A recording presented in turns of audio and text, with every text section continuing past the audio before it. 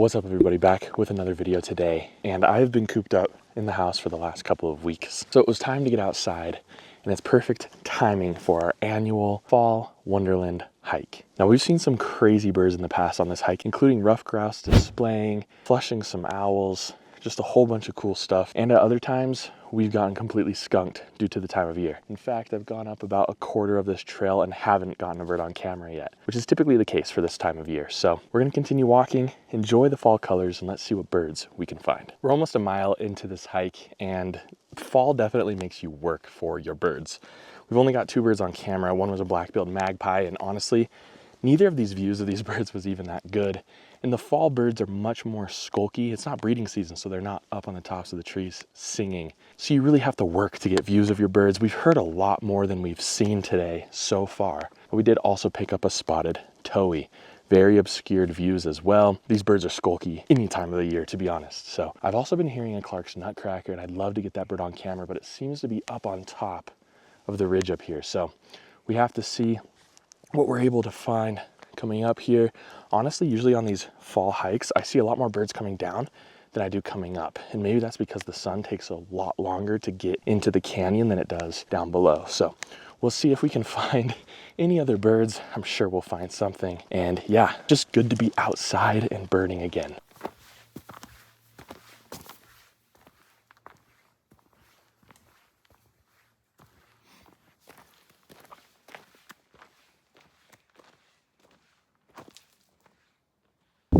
No freaking way. This is why we go on fall birding hikes, because every single time, almost every single time, there has been years where I've gotten skunked. I pick up something I've never seen before, or at least never gotten on camera before. 2 years ago, at this very spot on our fall birding hike, we picked up for the first time a lifer Townsend's warbler. And this year, right on the tree above me here, I picked up and saw for the first time ever, got on camera, a Nashville warbler. Now this is a bird that's been a herd-only lifer for at least a year.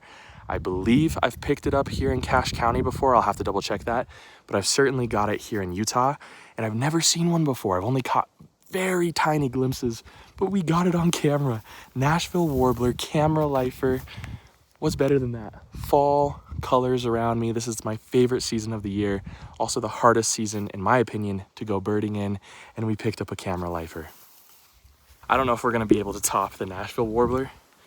Getting a camera lifer is absolutely incredible, but we did get a new county bird as well. Finally picked up Plumbeus vireo for number 202 on our list. Unfortunately, I did not get this bird on camera. It was on the other side of the canyon face over here, and they're hard to see when you're right next to them anyways.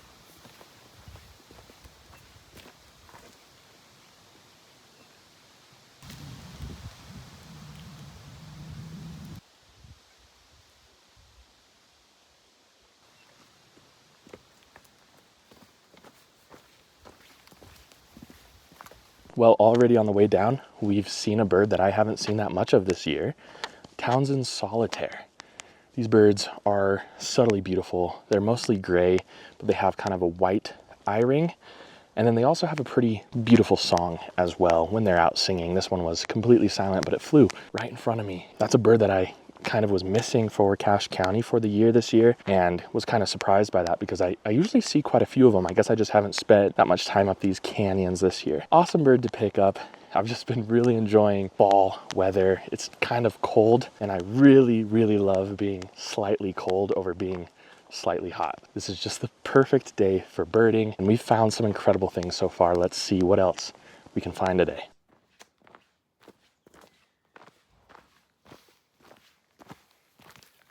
It's another day, and I actually originally didn't plan on coming out for another fall hike, but then I realized that I only filmed 4 birds that entire hike. It seemed like so much more was happening, and that's because we got quality over quantity. Now I'm at a new canyon. This is called Dry Canyon. This is actually where I've done the fall hikes in the past. Green Canyon, that was my first time doing a fall hike there, and we got some awesome birds. But this is actually where we found the Townsend's warbler and ruffed grouse. This trail, not that other trail. I was wrong. So we have potential to see some cool things. It is kind of like peak afternoon though, and that's not at all the best time to go birding. You're on baby schedule, you know, whenever the baby has downtime, that's when you got to get out and go birding, at least for me. So we're going to continue up this trail, look at the beautiful scenery around us and the peak fall colors, and see what birds we can find.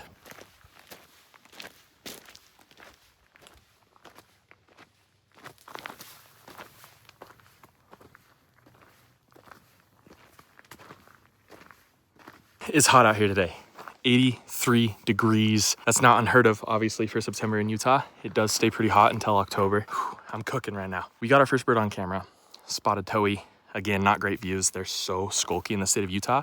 But when I was in Oregon, they were pretty showy birds. They would be right out in the open, just dancing around. And I don't know, maybe it's a migration thing, a fall migration thing specifically, but they're so skulky. All I can do is really hear them, and then I catch little glimpses of them in the trees. It's also like mid-afternoon, so if we come across anything, most likely we're gonna flush it and then just hope that we can catch a glimpse of it with the camera. All right, so a couple crazy things just happened. A man just came down the trail and talked to me. He had 2 rocks in his hand, and I was like, how's it going, you know? He said that he was just up the trail about a quarter mile, probably less than that, and something started growling at him from the bushes. Now, there's not a lot of creatures in Utah that'll growl at you. He has no idea what it was. The only thing that makes sense is it's a stray dog, possibly. But I don't really like things that growl at me. I don't really want to go up that far, but I also want to see the birds because there's some incredible things around here right now. For example, just got some awesome shots of some black-capped chickadees. Black-capped chickadees are absolutely incredible. They're some of my favorite birds. They're so cute, and there's a lot of them around here. And we got them in the fall colors, which is even better. That's why I love fall birding. And we also picked up a ruby-crowned kinglet. Very difficult bird to get on camera. I started psh, psh, psh, psh, and a lot of the birds just kind of came to me. Mixed flock of birds. There's one more bird I'll talk to you about in a minute, but I'm gonna go up around this bend just in case there is some wild animal up there growling. Put myself in danger for you guys. Nah, just kidding. I think we'll be okay. But I just got another county bird. New county bird to bring us up to 203, but I'll tell you about it in just a minute. We're about at the spot where the growling is supposedly taking place. I think it's really easy for people when they're out in the woods to just get spooked by stuff. I mean, you're by yourself and it's really easy to get in your head about things. I do it all the time.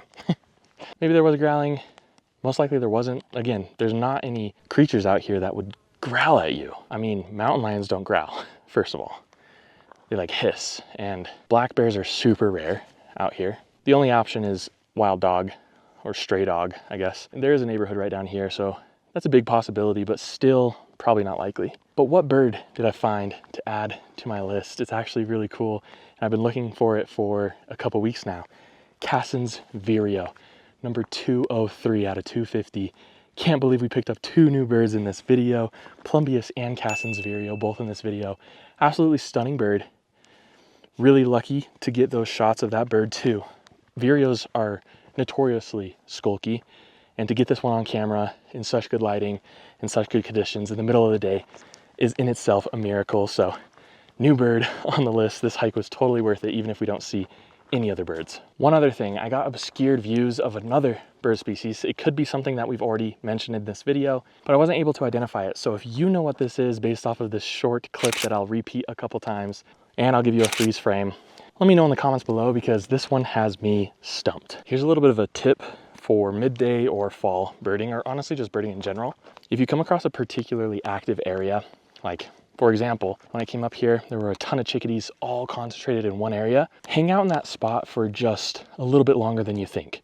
Just because you identify 1, 2, or 3 of the birds as black-capped chickadees doesn't mean that they're all black-capped chickadees. A lot of times birds will hang out in mixed flocks. And so as I hung out in that spot back there, I also picked up a ruby-crowned kinglet and a Cassin's vireo. Both of those I would not have seen if I would have just dismissed them all as black-capped chickadees. So take your time when you find flocks, and you'll be able to find a lot more birds that way. Also because from down there, which was about half a mile up to here, maybe a quarter mile up to here, I haven't seen one bird since. So definitely hang out at those mixed flock areas and the birds will come in to you. All right, we made it to the gate where I got my lifer Townsend's warbler about 2 years ago. All right, there's 2 truths that I would like to bring up. The first one, I'm severely out of shape. Like, oh my goodness. This hike, I forget, it's not crazy steep. Some of y'all would be like, that's a piece of cake. It is uphill the whole way. I'm a little bit dying right now. Definitely out of shape. But number 2, fall birding. I know I say how difficult it is on a regular basis, but it's severely underrated, at least by me, because I find really cool birds every single year. And I'm not finding a ton. It's not like spring migration, and there's not a ton of vagrants and stuff out there, but fall birding is underrated, and we've found some incredible birds every single year we've gone. on our fall birding hikes and in the time period around that. So those are my two truths right now. No birds on camera since the last mixed flock that we found. Still gonna head up a little bit. We have a couple more minutes before we have to turn back, and let's see if we can get, I don't know, another cool bird. I don't even care what it is at this point. Any bird in the fall foliage is a win, in my opinion.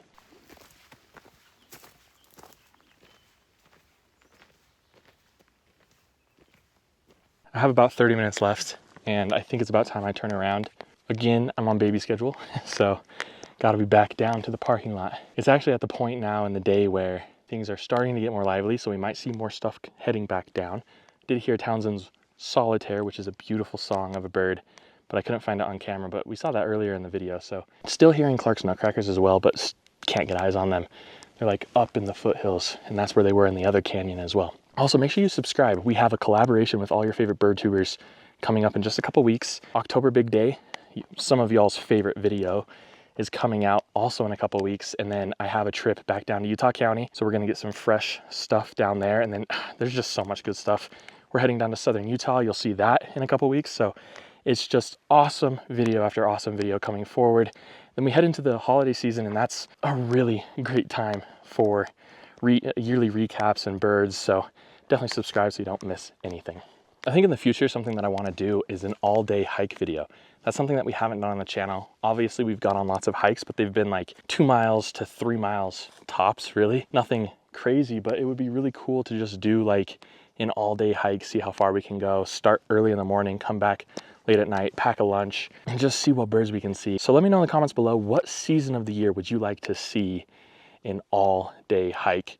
Please do not pick winter. I will ignore you. All right, so picked up 2 more birds on the way down. Picked up a northern flicker way up on the ridge. Actually thought that it was a much bigger bird than a northern flicker. Size, like I've mentioned a whole bunch of times before, is near impossible to determine in the field without a field of reference or something to compare it to. So northern flicker first, and then a black-billed magpie way up on the ridge, just perched up on one of the highest rocks. 2 cool birds on the way down. Nothing super close by or anything. No more mixed flocks, but I can't complain. 2 new county birds to add to our list, and we're one step closer to our goal of 250 birds in my home county. Again, it's not about the numbers. It's about exploring the bird diversity near home and recognizing how important our local ecosystems are to such a wide variety of different creatures. Bro, I just realized there's a hair on the sensor. That is gonna bug me so much. Let me know in the comments below, what's your favorite bird that you've seen during fall migration? Make sure you check out Bright-Eyed Birding Learn, where I release an educational video once per week.